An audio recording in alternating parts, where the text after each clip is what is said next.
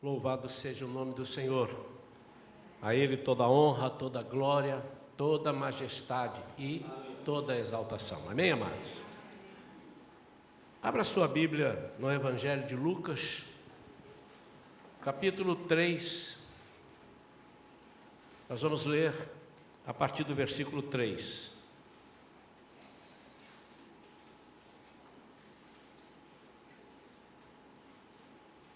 Lucas capítulo 3, a partir do versículo 3.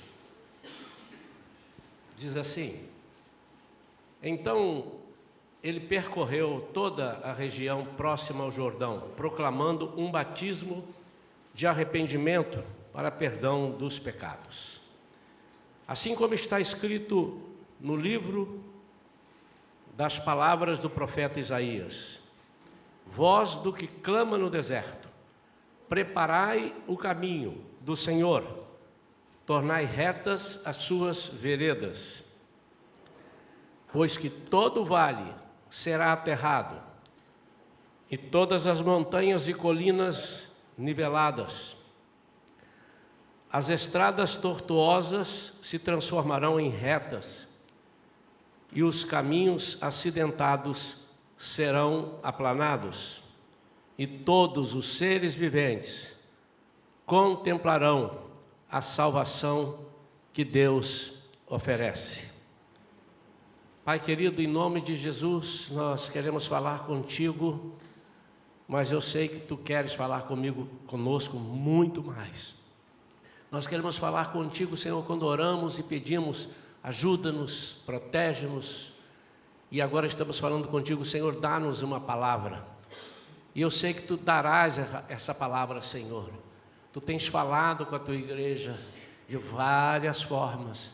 Por isso, Senhor, mais uma vez, nós nos colocamos em posição de ouvir, mas agora vem em cada coração, Senhor, com teu poder, com teu Espírito Santo, e faça com que nós não só ouçamos, mas captemos e aproveitemos e pratiquemos tudo aquilo, Senhor, que o Senhor vai nos ensinar através dessa palavra. Nós oramos em nome de Jesus. Amém.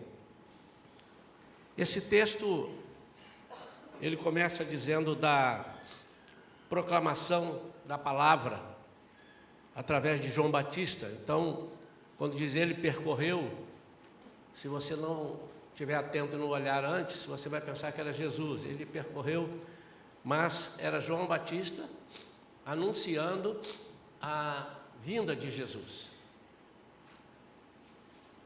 Enquanto o versículo 6, o último versículo que eu li, diz: E todos os seres viventes contemplarão a salvação que Deus oferece.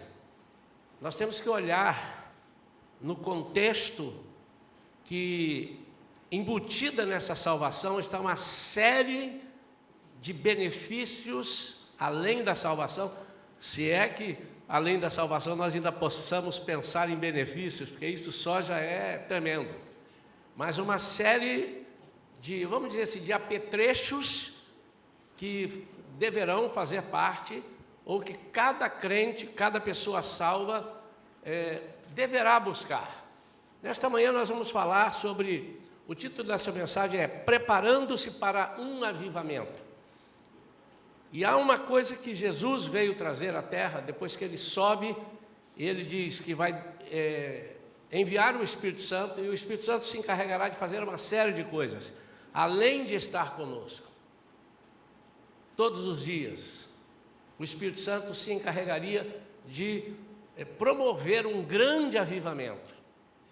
Um grande avivamento, porque sem esse avivamento, as pessoas, não vendo Jesus, já vendo era difícil. Já vendo era difícil, de vez em quando um fraquejava, mas sem verem Jesus, o Espírito Santo então estaria acendendo. O que João Batista está falando acerca de Jesus, é que Jesus seria esse dínamo, que nos impulsiona, que nos acelera, que nos deixa vivos. Antes de prosseguir, precisa ser claro, estar claro na vida de cada pessoa, que é necessário nós buscarmos um avivamento pessoal. Às vezes a gente quer um avivamento para a igreja, mas não quer para nós. Senhor, manda um avivamento para o seu povo fazer alguma coisa, porque eu quero estar vendo isso. Mas, na verdade, nós temos que buscar um avivamento para a nossa vida, cada um de nós sendo avivado. Por que o avivamento? Avivamento, isso nós temos que ficar repetindo, porque durante muitos anos, hoje já está menos, mas durante muitos anos essa palavra avivamento, a igreja avivada, é uma igreja que colocava barreiras. Alguém perguntava, sua igreja é avivada? Sim. E eu não entendia, como é que... Porque qual é o contrário de avivada? É morta. Então, a impressão que dava é que a pessoa gostaria que a igreja fosse morta. Às vezes me ligavam para eu ir cantar e pregar no ministério. E depois de fecharem tudo comigo, eu falei, pastor, só mais uma coisinha. O senhor é avivado ou não? E eu perguntava às vezes, o que você quer que eu seja? O que sua igreja espera que eu seja? Porque se me pergunta se eu sou avivado, eu não sei o que passa pela cabeça dela. O que ela está pensando? O senhor é de ficar dando puro no altar? Isso é outra coisa. Mas avivado, uma mensagem avivada e avivalista, é algo que todos nós precisamos ter. É ânimo, é despertamento. Então, avivamento é algo que entra em nós e que não deve sair. E se sair, tem algum problema conosco e não com quem nos enviou o avivamento. Porque sem avivamento, nós não conseguimos ultrapassar algumas poucas barreiras. Porque o avivamento nos faz pensar naquilo que Deus pediu para nós fazermos. Sem um avivamento, você pensa em você. Exclusivamente em você. Tipo, farinha pouca, meu pirão primeiro. Mas quando você tem um avivamento, você tem o dínamo. Que te impulsiona, que te acelera, que te não deixa apagar. E o que a Igreja Shalom prega é esse avivamento. Avivamento para o trabalho. Avivamento para não esmorecermos, para não deixar a nossa lâmpada apagar, para fazermos a obra conforme Jesus desejou que fosse feita e manda que seja feita. Mas nós não podemos produzir um avivamento. Não se produz um avivamento apenas com cânticos bonitos. Vamos cantar. E uns cânticos, esse cântico é o cântico do avivamento. Aí canta o cântico do avivamento. Se o seu coração não estiver preparado, isso não vai acontecer nada. Não se produz um avivamento com cânticos bonitos apenas. Isso não está dizendo que para produzir o avivamento não pode ter cântico, viu, irmão? Por isso que eu coloquei o apenas. Não se produz um avivamento com boas intenções. Então, se a igreja tem boas intenções, é uma igreja certinha, não se produz o avivamento com boas intenções. Nós podemos e devemos, isso sim, nos prepararmos para um avivamento. Porque o avivamento é produzido pelo Espírito Santo, Ele é quem produz o avivamento. E eu queria então compartilhar com os irmãos, dentro dessa passagem, o que pode nos impedir. E consequentemente, se eu tiro o impedimento, eu estou deixando os caminhos abertos para que o avivamento venha na minha vida.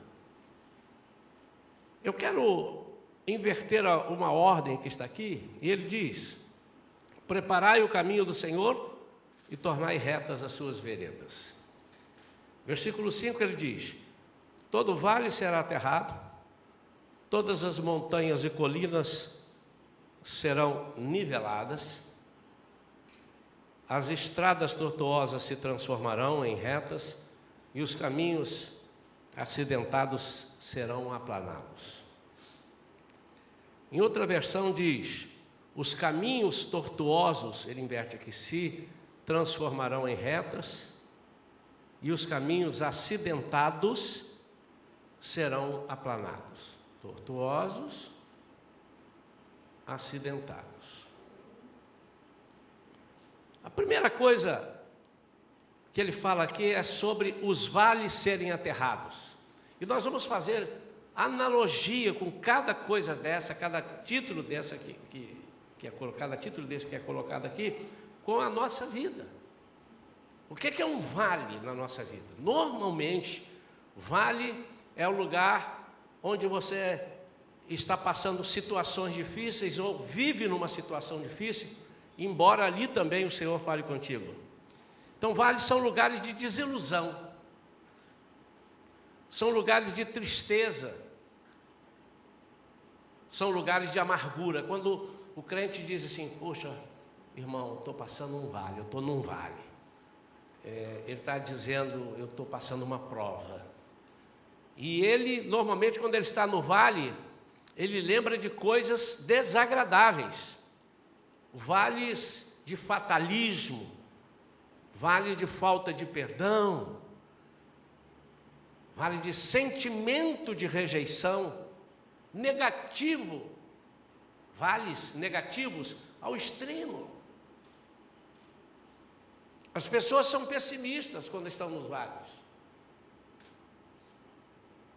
porque ela está no vale e olha para cima, ela vê aquele montanha e diz: como é que eu vou sair daqui?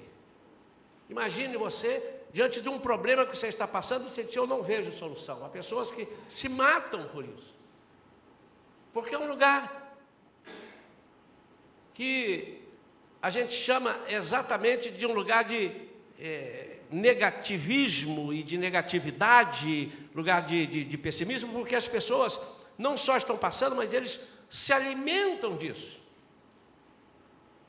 Um vale onde a pessoa fica dizendo: eu não sirvo, eu não presto, ninguém gosta de mim, a autoestima dele está lá embaixo, ele acha que ele não pode ser aproveitado para nada, ele acha até que Deus já o esqueceu.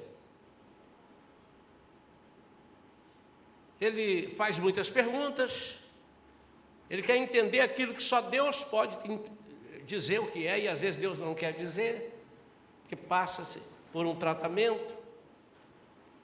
Vale não é um lugar para você morar, é um lugar que você passa, e todas as pessoas muitas vezes passam pelos vales, e às vezes passam muitas vezes.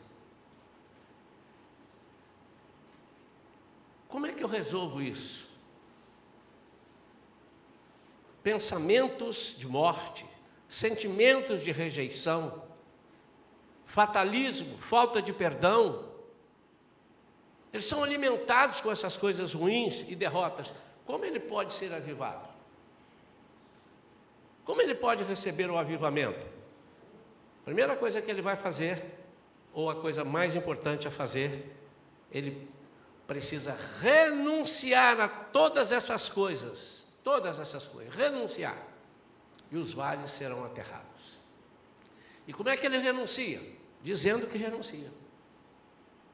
Eu não aceito isso, Senhor, eu não sou assim, eu não nasci para ser pessimista, eu não nasci para ser negativo, eu não nasci para ficar murmurando. A murmuração é algo que desagrada a Deus numa intensidade que talvez os irmãos não tenham conhecimento ou não se lembrem. Foi só, absolutamente só, por causa da murmuração que o povo que ele tirou do Egito não entrou na terra prometida. A murmuração atrai o inimigo, que é quem gosta da murmuração, mas atrai. Você quer atrair uma pessoa que gosta de perfume? Passa um bom perfume, mas passa perfume não para o mundo inteiro também, senão você retrai. Passa um perfuminho gostoso, a pessoa vai chegando, até daqui a pouco ele perguntar: que perfume é esse? Né?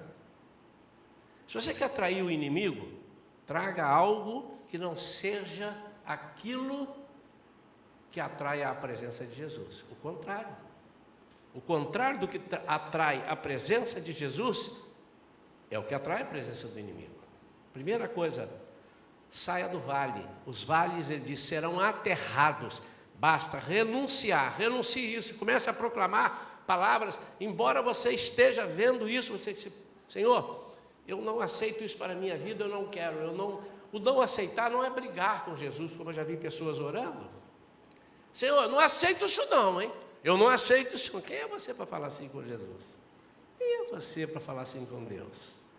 Quem sou eu? Quem somos nós? Não é nesse sentido.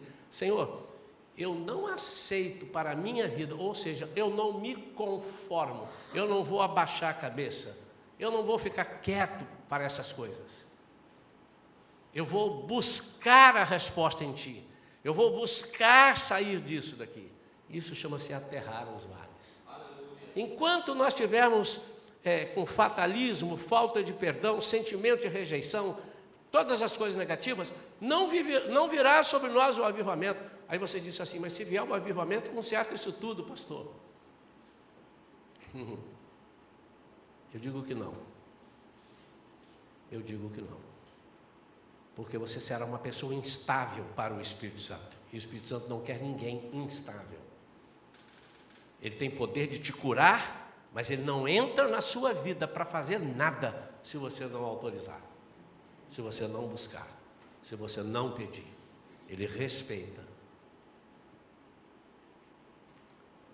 A segunda coisa que ele diz aqui, ele diz assim, as montanhas e colinas serão niveladas. Quero deixar essa para mais para frente. Quero pular. Quero agora sobre, quando ele diz, os caminhos tortuosos serão retificados. Aqui, irmãos, aqui fala de pecados. Andar em caminhos tortuosos significa não discernir o verdadeiro caminho. Quando Jesus diz, eu sou o caminho, é porque não há outro, senão ele diria, eu sou um caminho. Artigo definido, eu sou o caminho. Não há outro, você não busca. Então, o que isso denota? Quando nós buscamos outros caminhos, seja caminho para a prosperidade, seja caminho para sair de um problema desses do vale. Quantos casais que, estando em problemas de relacionamento, procuram um caminho para sair do relacionamento, mas o caminho que ele procura é um caminho tortuoso. Eu não vou citar aqui, não preciso citar, os irmãos são adultos e sabem, caminhos tortuosos para um casal. É quando ele aceita aquilo que o mundo propõe, as propostas do mundo para que o casamento se restabeleça. E nós sabemos que o único que pode restabelecer um casamento é o Senhor, porque foi Ele quem o criou, Ele que conhece todas as nuances de um casamento. Estou dando um exemplo apenas. Quando nós estamos com um problema, estamos com alguma enfermidade, estamos orando e começamos a não entender por que o Senhor ainda não nos respondeu, nós às vezes procuramos caminhos tortuosos. E vamos em busca de um curandeiro. Aí você diz, eu não conheço nenhum crente que faça isso. Você pode não conhecer, mas eu conheci vários. Vão atrás de promessas que não são dadas e não estão calcadas, firmadas na palavra. Então, o que é pecado? Pecado é errar o alvo. Pecado é quando nós deixamos de atender aquilo que Jesus está mandando e atendemos o que pessoas estão mandando. Não precisa ser o demônio. Não precisa ser o demônio. Basta não ouvir a voz de Deus para ouvir a voz do homem. Nós estamos fora do alvo. Nós somos incapazes, às vezes, de negar esses caminhos tortuosos que aparecem à nossa frente. Nós não temos, às vezes, possibilidade. Nós trilhamos esses caminhos do Senhor. Nós trilhamos esses caminhos muitas vezes tortuosos e dizemos que estamos no caminho do Senhor. A nossa marca não é muito visível. Uma hora nós estamos aqui consagrando a nossa vida, outra hora nós estamos entregando a nossa vida para o inimigo rir da gente. Seja com falta de fé, seja através de buscas humanas, são caminhos tortuosos. Frequentamos, às vezes, ambientes que não são próprios para nós, estamos com um caminho tortuoso. Depois nós voltamos para o caminho. Então, os caminhos tortuosos são aqueles caminhos que nos tiram do caminho reto.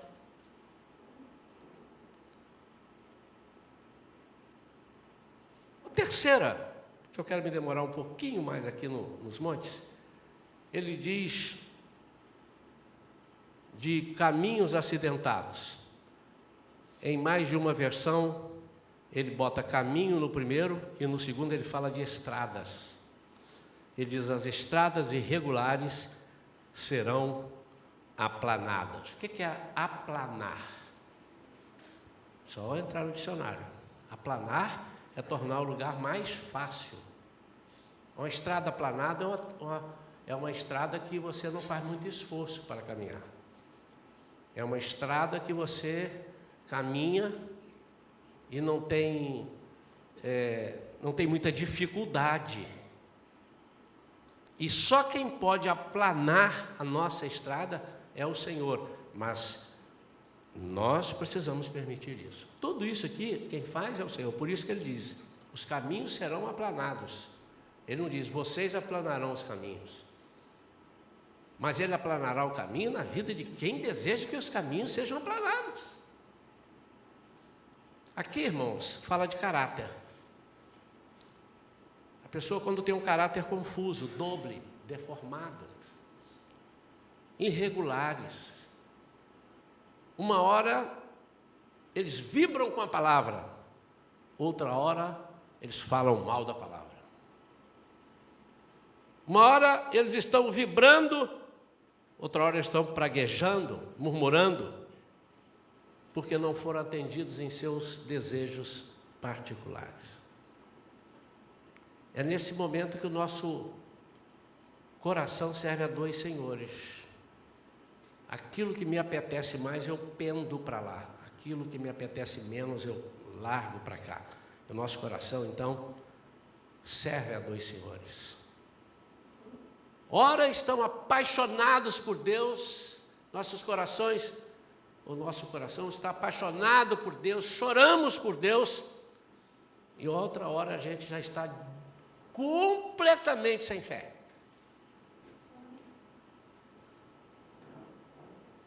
Há pessoas que eles mudam assim de um dia para o outro, e no outro ele volta também. Não é 6 meses apaixonados, aí um dia ele ficou triste, ele ficou sem fé.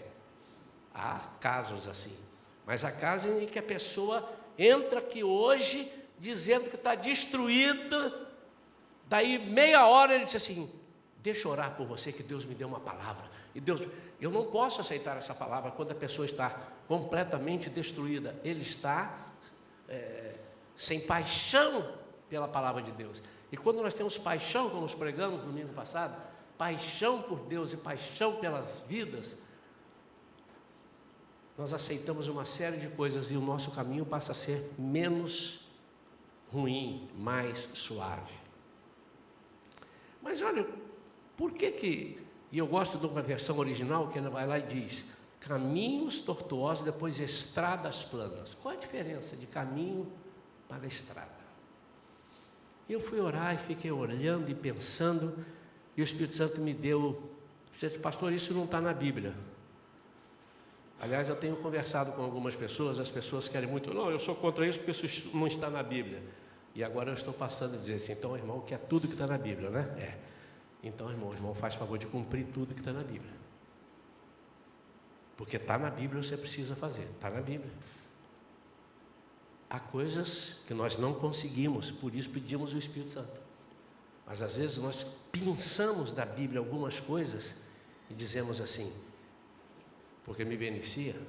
Isso está na Bíblia, isso não está na Bíblia. Mas a Bíblia não são 2 páginas ou 3 páginas.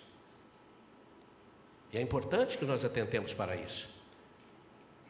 O que é estrada e o que é caminho? Caminho é para você caminhar, estrada é para você correr. Imagine você num carro, num caminho. Imagine você num carro, numa estrada.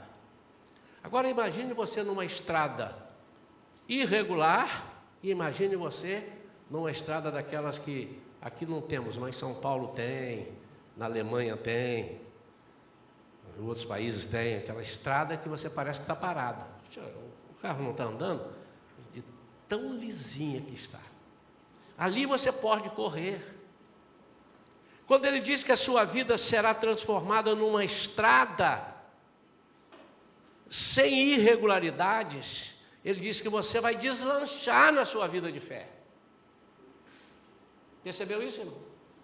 Você não vai ser aquele crente que claudica, aquele crente que caminha e uma hora está para cima, outra hora está para baixo. Você vai estar só numa visão, na visão de andar para frente. E a Bíblia diz que nós temos que andar olhando fixamente no autor e consumador da nossa fé. Aleluia. Esses caminhos irregulares que ainda não foram aplanados, eles impedem a vinda do avivamento para a nossa vida, porque uma hora eu vou olhar de um jeito e outra hora eu vou olhar de outro. Outra hora eu vou estar, enquanto a minha vida não se deixar ser aplanada pelo Senhor, para eu ter uma regularidade, o Senhor vai ficar em dúvida se eu quero mesmo ou se eu não quero. Não que Ele precise disso, Ele conhece o coração, Ele sabe quem não quer. Mas se fosse para detonar, porque Ele já conhece antes, Ele detonava Judas. E Judas andou com Ele. E andou e teve todas as atribuições que os outros 11 tiveram. Quando ele viu 2-2, os 12, 2-2, Judas estava em parceria com alguém. Quando ele deu poder para todos os 12, deu para o Judas. Então Jesus está sempre dando uma oportunidade para que nós aplanemos o nosso caminho, para que nós nos tornemos regulares.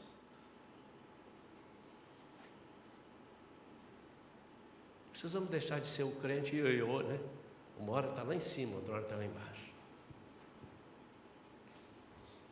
Uma hora ele é capaz de pedir a palavra, pastor, eu quero dar um testemunho. Pode dizer, gente, Jesus é bom, aleluia. A igreja, aleluia. Aleluia ou não aleluia? Aleluia. Jesus é bom, não é? Ele pula numa alegria. Fala, irmão. Não, eu não consigo falar. Mas tira um fôlego aí, irmão. Vou falar. Pastor, eu fiz um concurso, só tinha 5 vagas, tinha 10.000 pessoas. Aleluia! 5 vagas, pastor, 10.000 pessoas. Eu não estou debochando, não, irmão. Estou falando de coisa que eu já vi. Eu passei, pastor. Passei entre os 5. Aleluia. Daí 2 meses ele, pastor, me ajuda em oração, porque eu não fui chamado ainda. Não sei o que está acontecendo comigo. E o pior é que ele é chamado daqui a pouco, pastor, me ajuda em oração, tem uma lista dizendo que vão demitir 30% dos funcionários. Eu falei, irmão, entre 10.000, eu não sei quantos mil, tinha 5 vagas, o irmão passou. Agora 30% desse monte de gente vai sair e o irmão já está se colocando dentro. Isso é uma estrada irregular.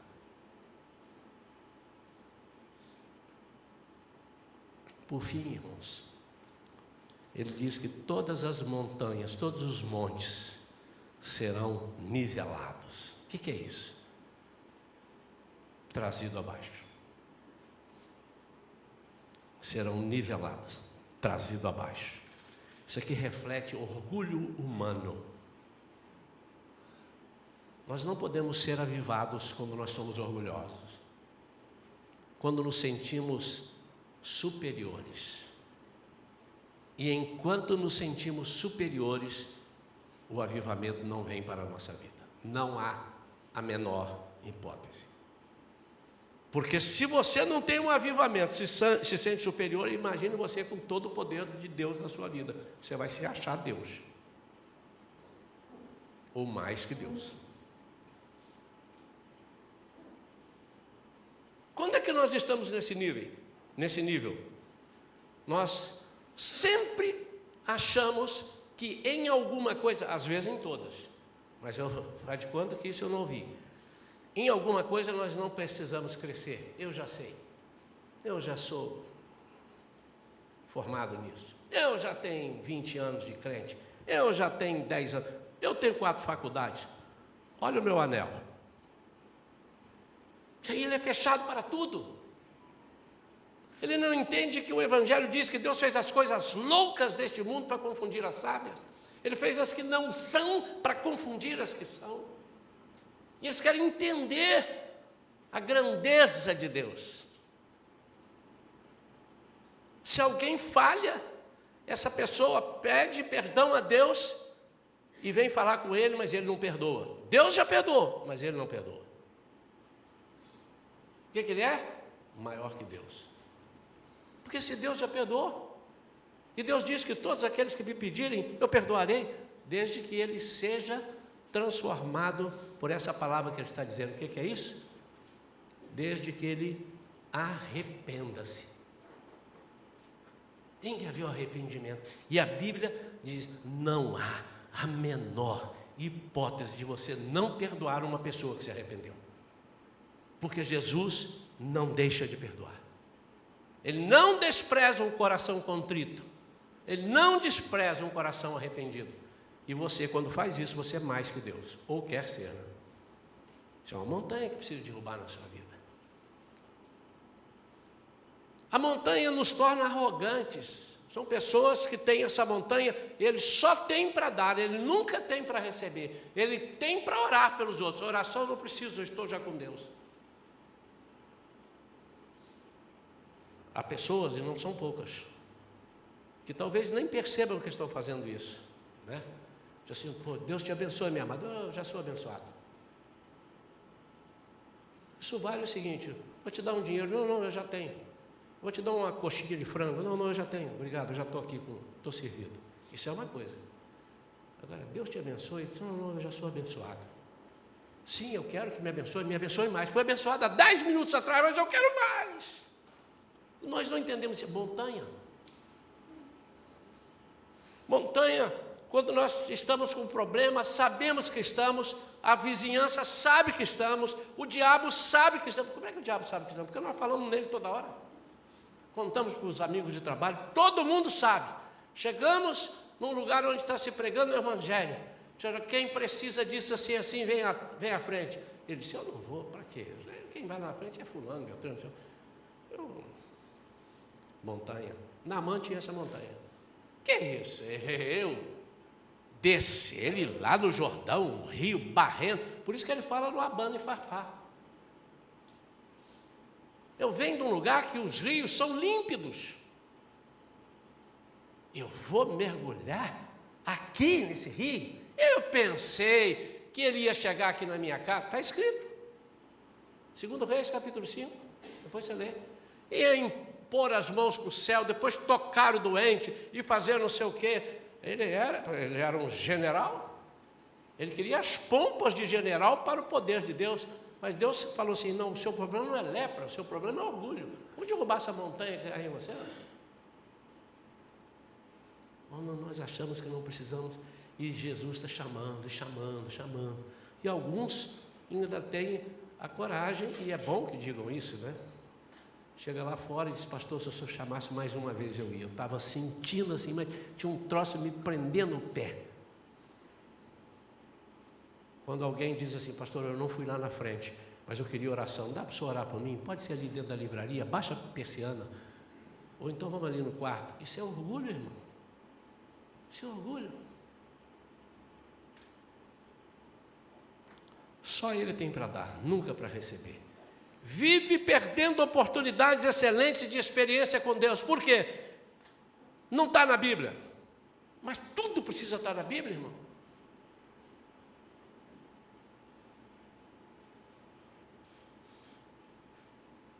Falei aqui uma vez, de vez em quando eu repito experiências, irmãos, porque primeiro que ela cabe de novo dentro da palavra. Os irmãos não pensam que eu só tenho poucas experiências, não. Dá para escrever um livro. E também porque alguns não escutaram. Não é verdade?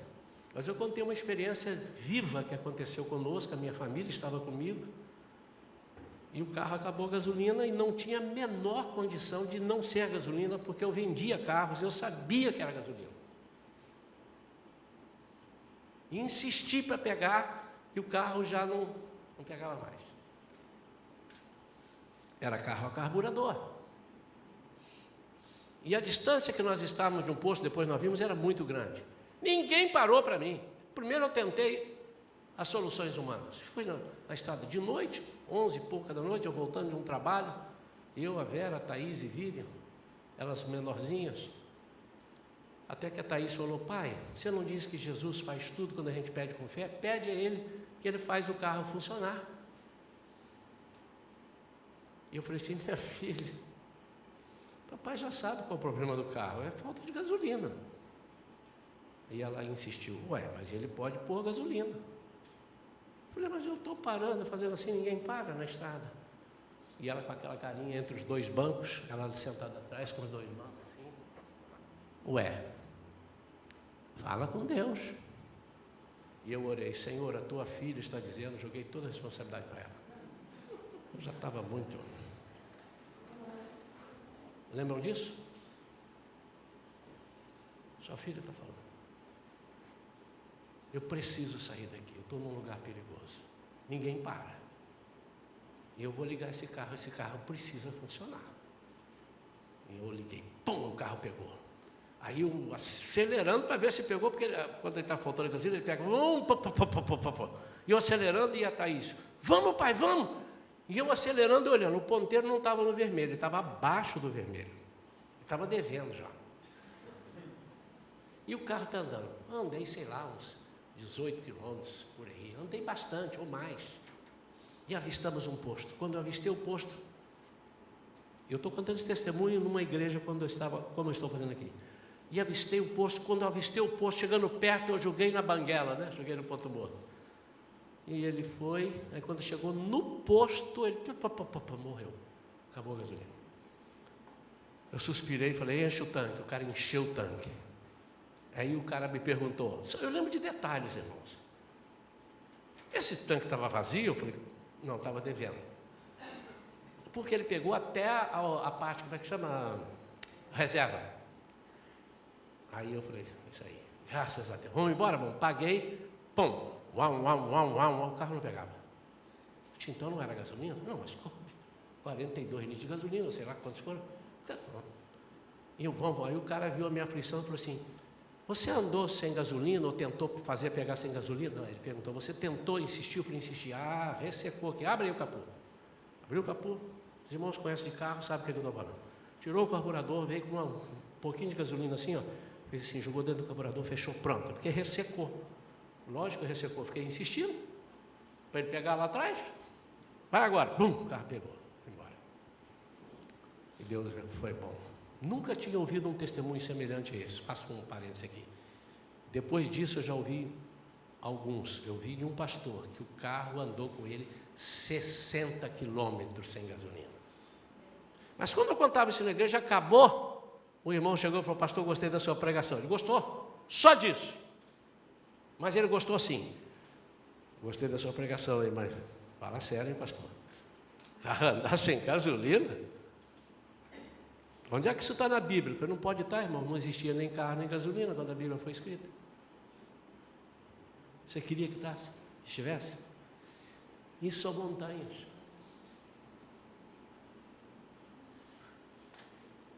E aí eu dei mais um versículo para ele. Vai lá no último versículo do Evangelho de João. Abre aí, irmão. Último versículo do Evangelho de João. Abre aí. Vamos lá. Então você vai em João, vai lá no último versículo e diz assim: Jesus realizou ainda muitas outras maravilhas. Se todas elas fossem escritas uma por uma, acredito eu que nem mesmo o mundo inteiro seria capaz de conter os livros que se escreveram. Irmão, o dia que você vier falar um negócio para mim, você pensa duas vezes, porque eu vou te mandar esse versículo para você ouvir. Então ele está dizendo o seguinte: Deus é capaz de fazer aquilo que você nem sabe que existe. A Bíblia diz que Ele trouxe à existência aquilo que não existe.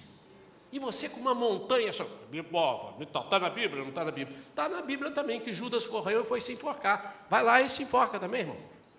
Está na Bíblia. Você tem que fazer tudo que a Bíblia manda, então vai lá, se enforca. Entrega a sua vida para ser crucificado.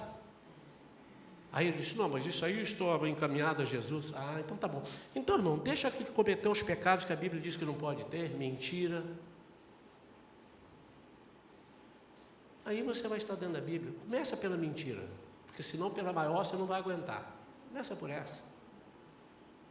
Então a Bíblia é algo para ser visto na sua essência, naquilo que Deus fala. E ele diz assim: para você entender a Bíblia e para você servir a Deus pela Bíblia, você precisa ser avivado. Você não pode servir se você não for avivado. Você não vai conseguir. Você vai tentar procurar respostas e não vai achar. Como é que eu derrubo essas montanhas? Retire o julgamento. Busque ser humilde sempre. Se o Senhor falar, dê 3 pulinhos, se Ele falar. Porque Ele fala no teu coração. Você ouviu a voz de Deus e não fez. Isso é ridículo. Como é que eu vou dar 3 pulinhos aqui? Retire a montanha. Todos os vales serão aterrados. Basta renunciar a todas essas coisas que são próprias do vale. Todos os caminhos serão retificados. Conserte o seu caminhar. Procure ter mais amor pelo reino de Deus. E você estará vivendo momentos de intimidade com Ele. Seus caminhos serão endireitados. Aplane as estradas. Como? Clame pelo fogo de Deus em sua vida. Suas estradas serão aplanadas.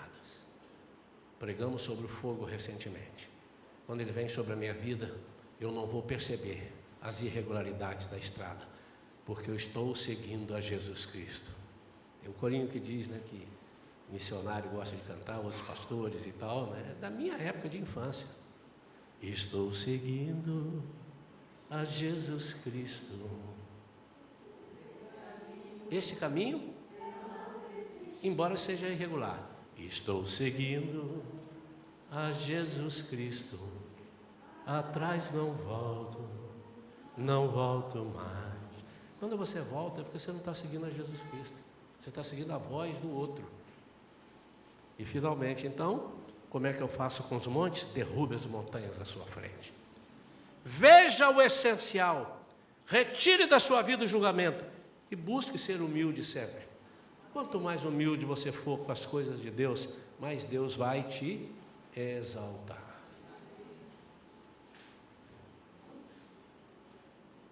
Porque aquele que se exalta será humilhado, mas aquele que se humilha será exaltado.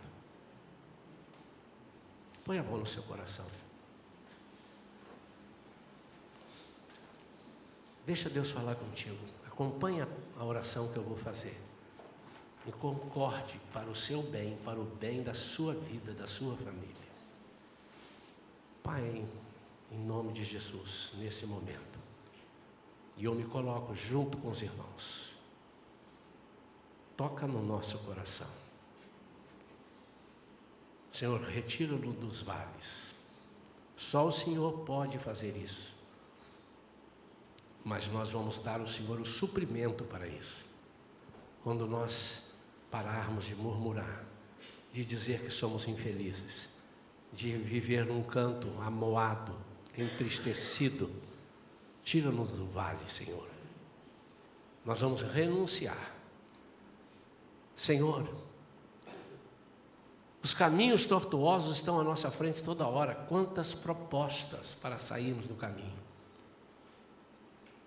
Pai, em nome de Jesus, manda fogo do alto na nossa vida, para queimar aquilo que nós não conseguimos tirar, toda impureza, para dar-nos poder e para dar-nos paixão por Ti e pelas vidas. Senhor, os caminhos que precisam ser aplanados, Pai, nós queremos que o Senhor venha agora com um poder inigualável sobre a nossa vida e nos faça sermos regulares.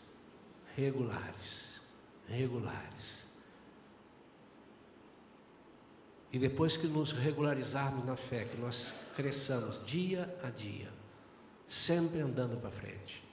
E por fim, Senhor, retira de nós essa montanha que muitas vezes é colocada na nossa frente e nos faz lembrar quem somos, onde estudamos, de onde vimos, quem foi meu outro pastor, com quem eu aprendi.